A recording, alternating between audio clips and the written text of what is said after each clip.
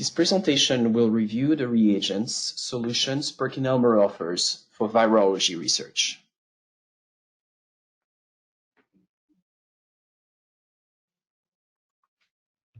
The global virology drug market is expected to experience tremendous growth in the next few years. The growth can be explained by several factors.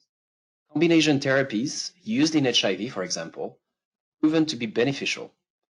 Governmental institutions worldwide provide guidelines to improve access to antiviral drugs.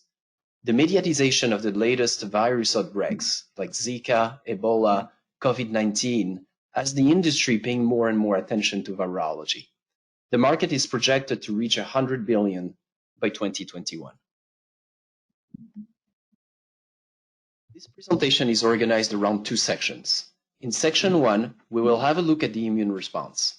We will cover the topics of vaccination and have a look at the cells involved in the development of the immune response, in particular the B cells and the T cells. In section 2, we will see what strategies can be used to disrupt the virus life cycle. We will highlight which of the PERKINELME'S reagents can be used there. Okay, so this first portion of the presentation will cover the elaboration of an immunization, which is the purpose of vaccination. First, this is an overview of how an antiviral immune response unfurls and evolves from innate to adaptive immunity to achieve immunization against a virus. The humoral response is the portion of immunity that is responsible for the secretion of soluble antibodies and the storage of memory B cells that provide future immunity. So that is through the humoral response that immunization is acquired. We split the evolution of the immune response in 4 stages, which will be addressed in later slides. So what happens is when you have a virus entering the body and infected cells, the infected cells will call for help. And the first ones to arrive will be innate immunity cells, NK cells, and dendritic cells. And that is the first step of the figure. All those cells will co-stimulate each other and move on to stage 2. In stage 2, dendritic cells will recruit adaptive immunity cells and prison them with antigenic bits of virus and infected cells they killed. In stage 3, the T cells will differentiate into helper cells that will promote stage 4, in which B cells will differentiate into memory cells and antibody secreting cells. And so stage 4 is where you want to be after an infection, because it is the stage that achieves immunizations thanks to the memory cells. When you vaccinate, can you play the animation, Nico, please? When you vaccinate, you basically remove the infected cells and viral particles from the equation, and you replace them with your vaccine, which contains the harmless antigen, and then the process is basically the same.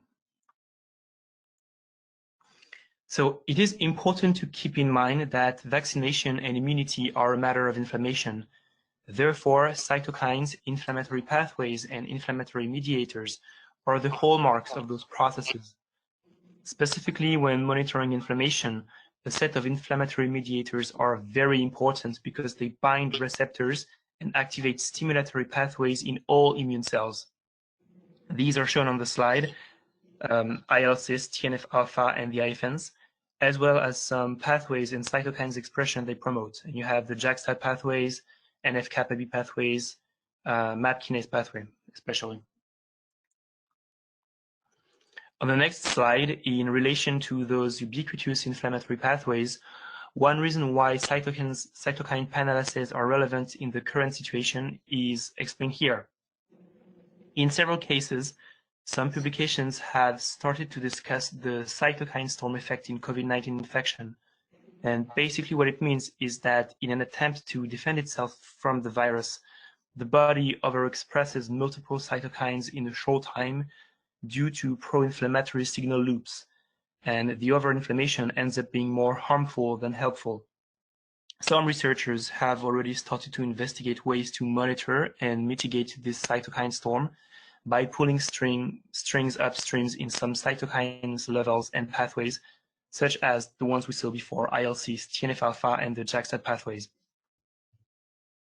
While we are still talking of pro-inflammatory mediators in the COVID-19, C-reactive protein was found by several papers to rise with the progression of the disease and to be a part of the cytokine storm.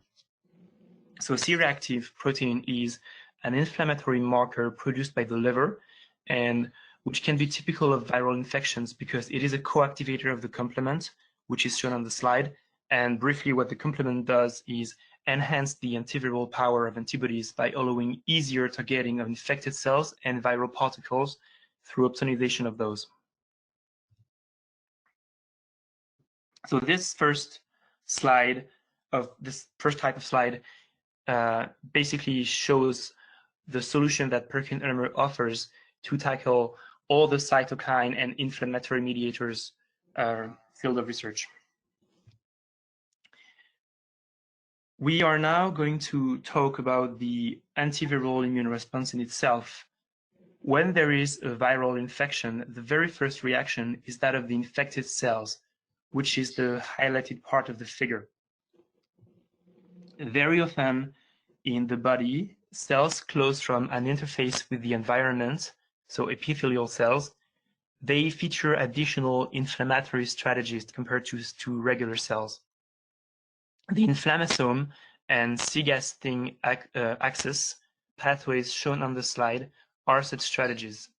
In the case of the inflammasome, it allows the detection of cytosolic foreign patterns, including double-stranded RNA, other nucleic acids, peptides from bacterial walls, or viral capsids. And the inflammasome activation ends up releasing pro-inflammatory mediators such as IL-1 beta, IL-18, and HMGB1. In the case of C-gasting axis, as you may know, it is a powerful tool to detect cytosolic double-stranded DNA, which is not supposed to be present in the cytosol. When it does, it triggers the release of pro-inflammatory mediators as well, and those are a little bit different because they involve INF-alpha and beta, as well as TNF-alpha and IL-6.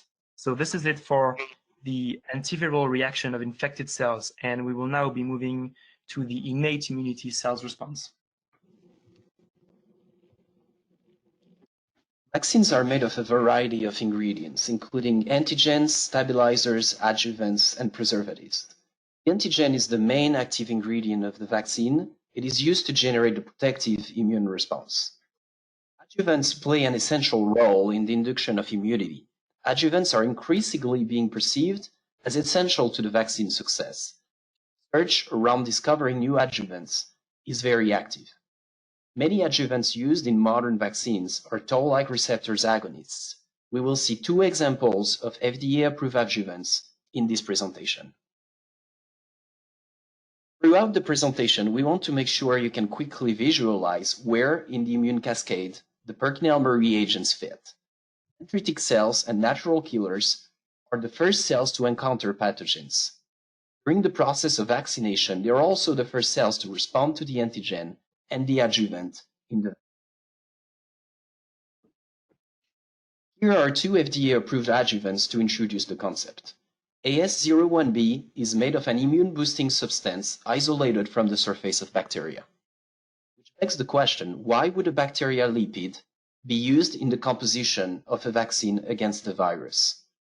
The answer to that question resides in the toll-like receptor pathway we will see in the next slide. CpG 1018, it is also approved by the FDA for use in vaccines. CpG 1018 is not a lipid, but rather it is a synthetic oligodeoxynucleotide made of CpG motifs.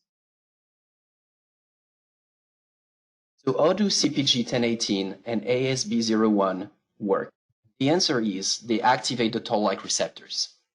Toll-like receptors are a class of proteins that play a key role in the innate immunity system.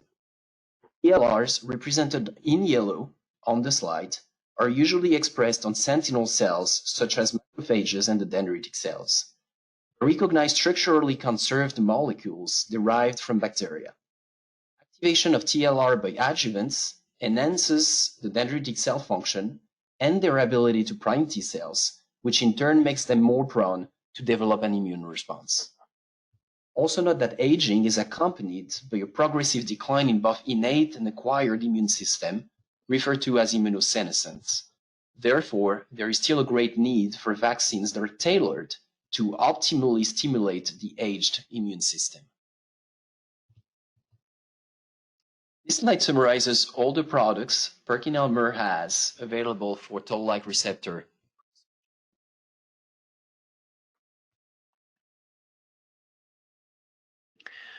Okay, we will now be looking at the solutions for monitoring the next highlighted step on the figure, which corresponds to T cells and B cells activation following antigen presentation. So this first slide shows you the activation pathway of T cells, as well as the interaction with other immune cells it requires. We will not be describing this pathway in detail, just be aware that it exists and it is a mandatory step on the way to immunization, and therefore there is an interest in monitoring it when investigating vaccine candidates. This slide is the same as the previous one, but applied to B cell activation. So once again, you have the activation pathway, the relationship to other immune cells, and once again, it is a necessary step to immunization and an interesting one to study for vaccine candidates. So once again, a couple of summary slides that list the solutions that PERKINELMER'S offers to match the processes we just saw.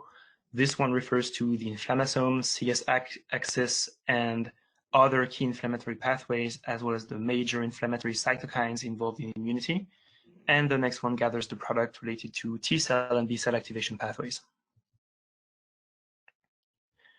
Okay, in this next part, we will be looking at the next portion of the figure, which corresponds to the activity of differentiated T cells and B cells. So in your vaccine development process, you are at the point where you want to monitor the immune response and make sure that it happened as you expected it to. So the next slide is going to be about monitoring the activity of differentiated T cells. Differentiated T cells exist in two main families. First up, we have the helper T cells, which fulfill a role of support for the other immune cells. They exist in different types, which are characterized by the cytokine cocktail that trigger them, the cytokines they express, and the type of support they provide, all of which are featured in the table on the slide. They are all relevant to study in overall immune responses, but the helper T cells type 2 are especially relevant to the immunization process of vaccination because their direct contribution is required for B cells to evolve into antibody circuiting cells and memory cells. The main molecules of interest for monitoring those cells' activity are the cytokines and transcription factors they respectively express and that are featured on the table. Next, we have the other family of T cells, which are the cytotoxic ones. These are in charge of removing infected cells by forcing them into apoptosis. Therefore, their activity is characterized by their cytotoxic behavior. They have three main ways of inducing death into a target, which they most often combine. They can use death ligand they carry on their surface and which trigger the caspase apoptotic pathway inside the target cell. They can inject the infected cells with perforins and granzymes, which also trigger the caspase pathway. And finally, they can release high amounts of TNF-alpha, which binds TNFR1 and promotes cell death as well. In terms of monitoring their activity, we are interested in the granzyme perforin axis, the TNF-alpha suppression / TNF-alpha binding, and of course, anything that provides a reading of apoptosis.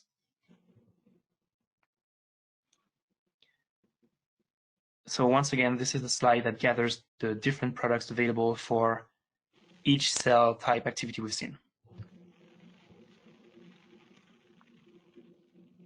The following slides were designed based off the work of Andrew Bett at Merck, work that was published in Nature in 2020.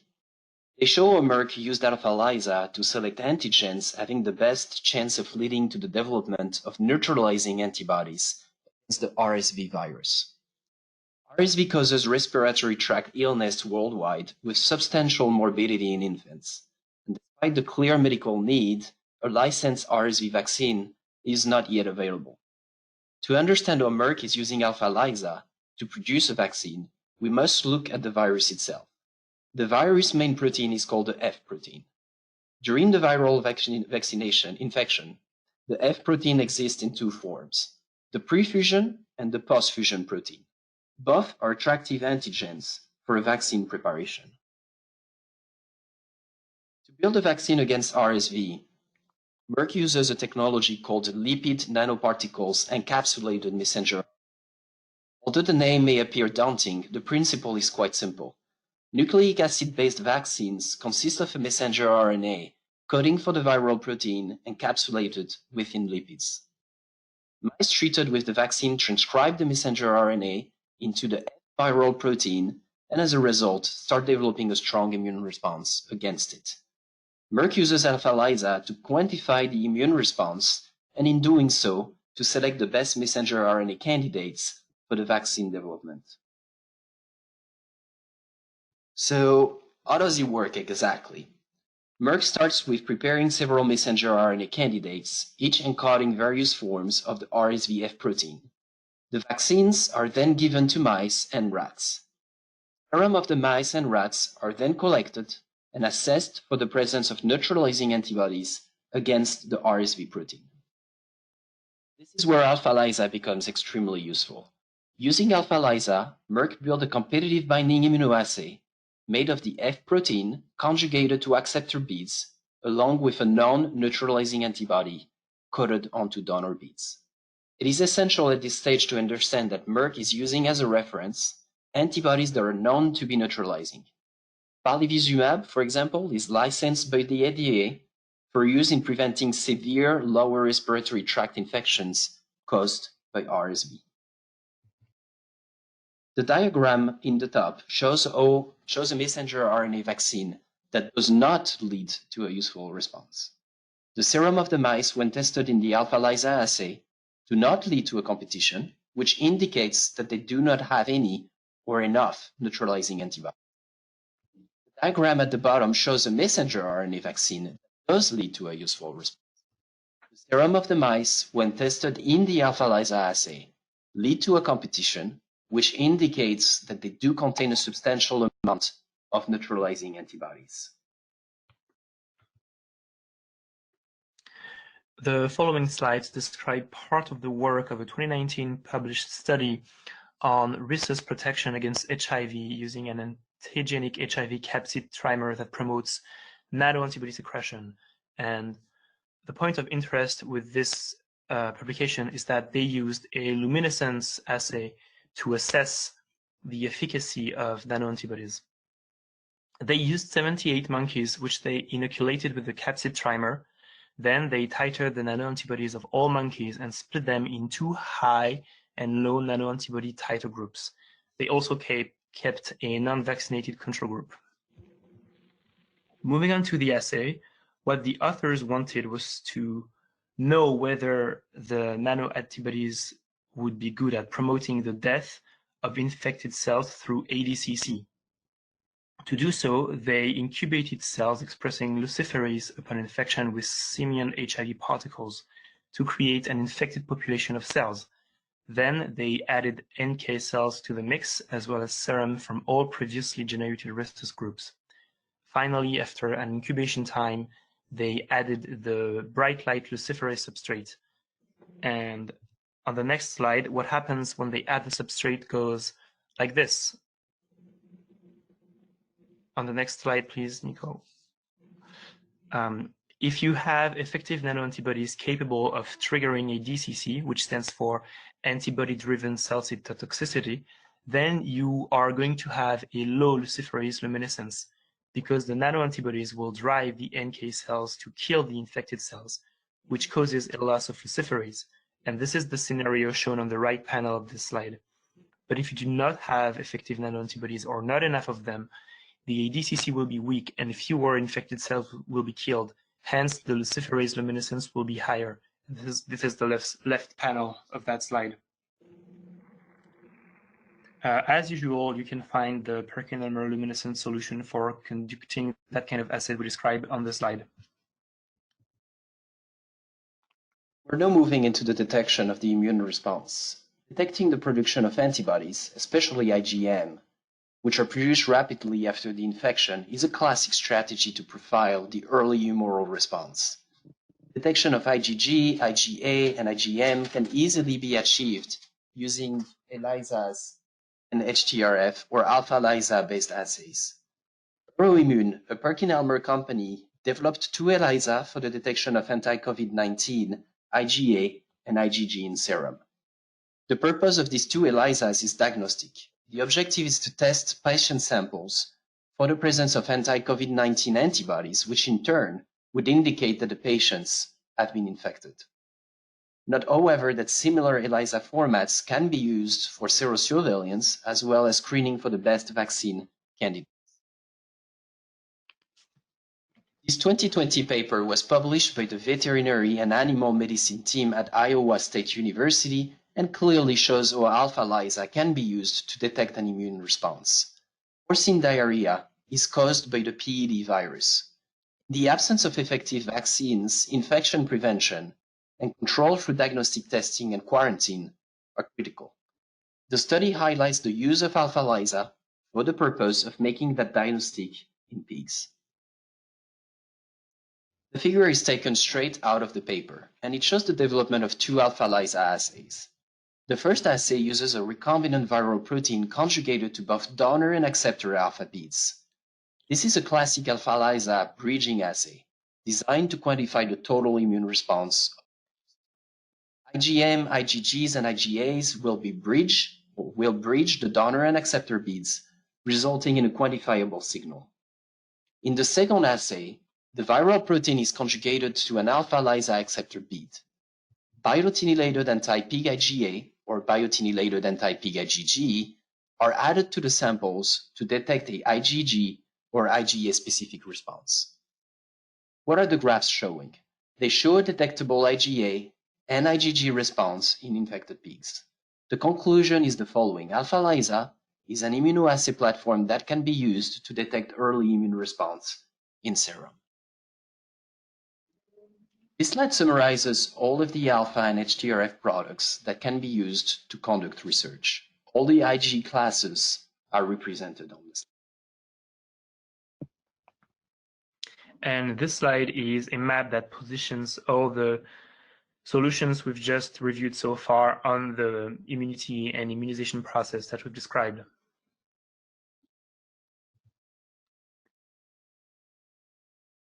Custom labeling can be used when doing virology research. PERKINELMER'S has over 20 years of experience in labeling any type of material with a large diversity of dyes using all the main labeling techniques. Okay, this closes the first part of the presentation on the vaccination process and the immune response. We are now moving on to the second part of this presentation, which will address the viral life cycle and how therapeutic research attempts to monitor and disrupt it. So first of all, this slide represents the 6 distinct steps that make up the virus life cycle. The steps are pretty self-explanatory and listed on the figure. First, viruses need to attach themselves to their host cell. This is the attachment step, and it is done using viral capsid proteins that mimic the ligand of some of the host cell receptors.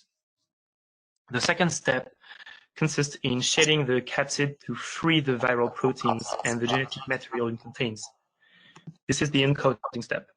Thirdly, you have the integration in which the virus genetic material is integrated inside the host genome. The fourth step is the replication, which basically means that the virus is hijacking the cell synthesis processes and mechanism to replicate itself. In fifth, you have the newly formed components assembling into new viral particles. This is the assembly step.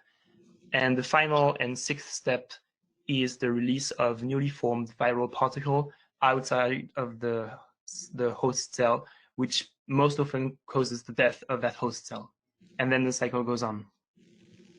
So the first part of the presentation is going to be dedicated to PPI assay format that have been used by researchers to attempt to find inhibitors of any of that virus cycle, viral cycle. So in this first example, in this publication from Gilead, the research team was targeting the integration step of HIV.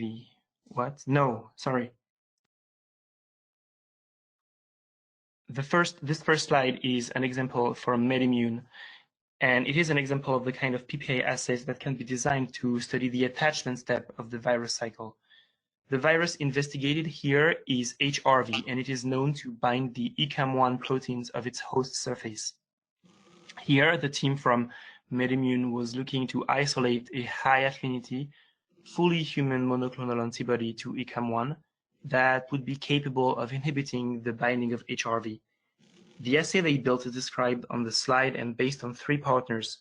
First, you have a recombinant human ECAM1 FC chimera labeled with EUROIMMUN cryptate. Second, you have a soluble human ECAM1 flag. And third, an acceptor-labeled anti-flag antibody. Also note that this assay is using live HRV and not some approximative model of the virus. So as you can see on the slide, if you mix all the partners with the virus, the ECAM1 proteins are going to bind the virus and trigger threats. And then the introduction of inhibitors is going to prevent ECAM1 binding and shut down the threat signal. On the next slide is illustrated from a publication from Gilead. The research team was targeting the integration step of HIV. To integrate itself, this virus takes advantage of one of its host growth factor, the LEDGF. This factor naturally binds the DNA to fulfill its role, and so the HIV virus uses this bond to find its way to its host DNA. On the virus side, the binding partner is a dimer of retroviral integrase that interacts with the LEDGF. So here, the team was looking to identify inhibitors of the integrase LEDGF interaction, and to do that, they built the 2 assays presented on the slide.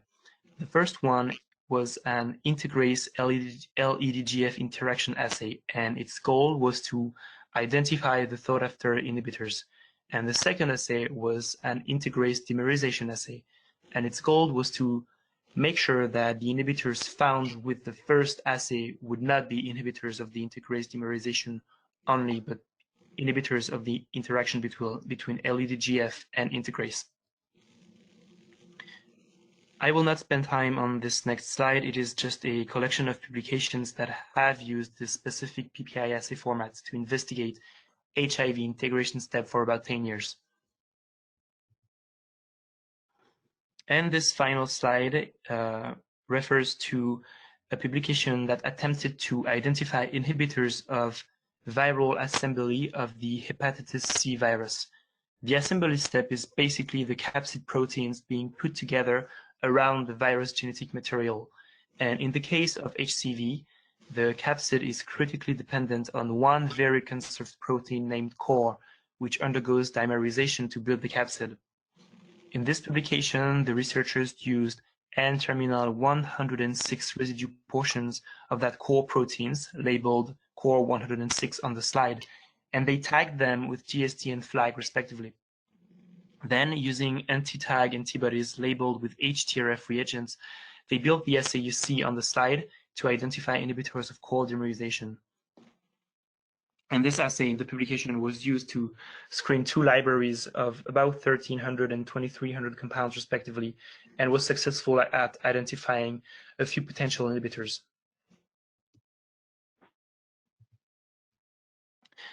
This slide, as usual, is a short list of the solutions that can be proposed by PERKINELMER'S for that type of PPI study. We are now moving on to the cytotoxicity and cellular death part of the presentation. Ultimately, during viral infection, some infected cells die, and there is an interest in monitoring that event when researching antiviral drugs. There are different reasons for cell death, And the main ones are: 1, infected cells kill themselves through apoptosis; 2, viral particles became so elevated in the cell that they trigger its death; and 3, some immune cells, as we saw, are capable of inducing apoptosis inside infected cells. Whichever the reason, hallmarks of cellular death are the Caspase pathway and DNA fragmentation.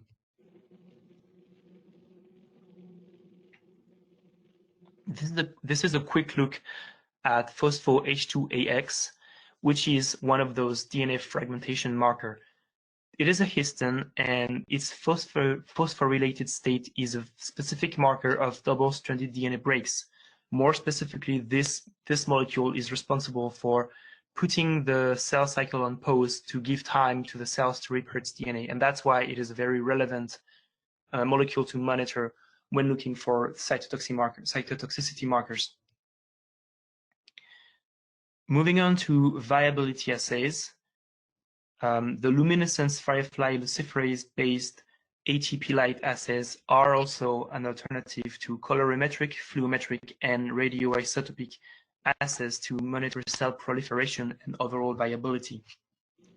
And they work by monitoring the ATP levels, which are an indicator of cell's health, since ATP is a molecule involved at every level of cell's metabolism.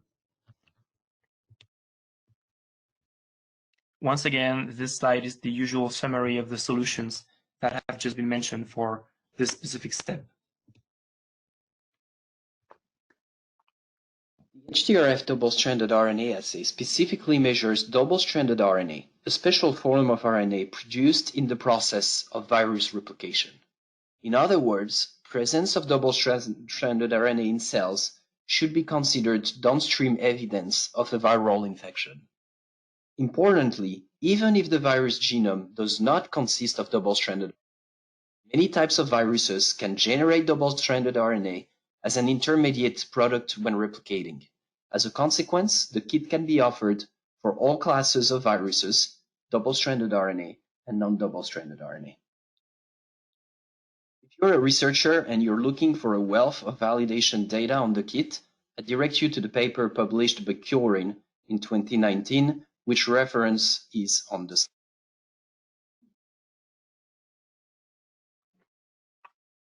And while the double-stranded RNA kit allows the detection to detect the presence of double-stranded RNA in cells as a proxy for viral replication, other kits have been developed to look at viral proliferation.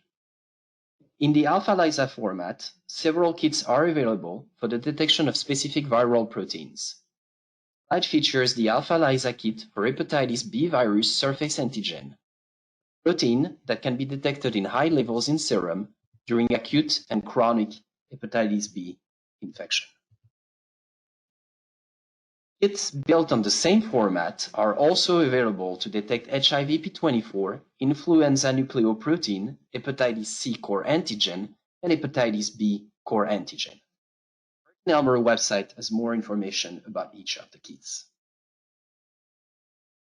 And finally, the plaque assay is the standard method used to determine virus concentration. The method consists in determining the number of plaques forming when samples are inoculated with a viral solution. In many laboratories, counting the plaques is performed manually, either by visual inspection or using a microscope. PERKINELMER'S has developed an application note that shows how the plaque imaging and analysis can be automated using the Insight reader. On this slide are all the products that can be used to study the viral infection step. Sarilumab, a human monoclonal antibody against the interleukin-6 receptor. Regeneron Pharmaceutical and Sanofi developed the drug for the treatment of rheumatoid arthritis, for which it received US FDA approval in 2017. Sarilumab works by reducing the effect of a substance in the body that can cause inflammation, namely IL-6. Now you may ask, what does a drug approved for autoimmunity has to do with virology? And the answer is inflammation. IL-6 may play a role in driving the overactive inflammatory response in the lungs of patients that are severely afflicted with COVID-19. Blocking IL-6 signaling may be very beneficial for these patients that suffer not only from autoimmune diseases, as well as those patients that were infected by the COVID-19 virus. Unwanted immunogenicity is an immune response by an organism against an antibody drug. This reaction leads to the production of ADAs, anti-drug antibodies, inactivating the therapeutic effects of the treatment and in some rare cases also inducing adverse effects.